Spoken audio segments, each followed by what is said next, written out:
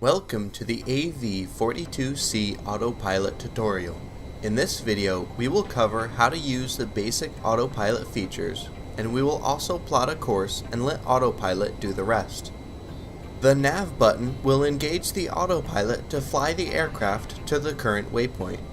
The hover button will keep the aircraft from moving horizontally during VTOL flight, and can also be used alongside the altitude button, which will keep the aircraft at the current altitude. I will now demonstrate the hover and altitude autopilot features while in vertical flight mode. Pressing the hover button will stop all horizontal movement of the aircraft. Pressing the altitude button will cause the aircraft to hold at the current altitude.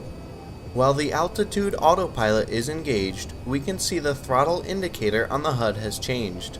If we bring the throttle to the bar in the middle, the aircraft will stay at its current altitude. Otherwise, it will still drift up or down, which allows for small adjustments while the autopilot is engaged. The altitude autopilot feature also works while flying horizontally, as we can see here. The heading button will keep the aircraft flying in a straight line so we don't veer left or right. We can disable all autopilot features by pressing the off button. We will now use the nav and GPS screens to set the autopilot to fly through a set of custom waypoints. Take note that the altitude of the cursor does not matter, as the autopilot feature ignores the waypoint altitude. For this demonstration, I will set 4 waypoints in a half circle so that the aircraft will turn 180 degrees. With the first GPS target selected, press the waypoint button to make it the active waypoint.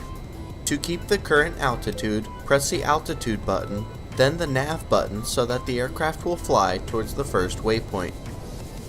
Please note that if the altitude autopilot is not engaged, the aircraft will automatically climb to approximately 1,600 meters, a safe altitude above any mountains.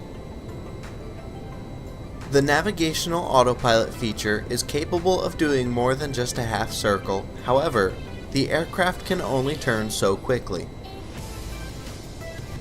Despite the first GPS target being the currently selected waypoint, the autopilot recognizes that it has passed that target and will automatically continue to the next. It is also worth noting that the path feature on the GPS screen is not required. As long as your waypoints are ordered correctly, the autopilot will fly from the first to the second to the third, and so on.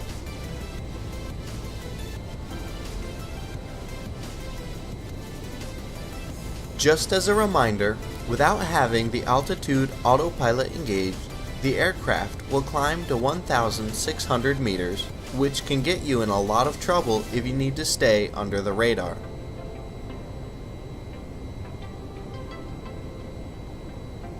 Once the autopilot has passed through all of the GPS targets, you can simply press the off button to disengage the autopilot. This concludes the AV-42C AutoPilot tutorial.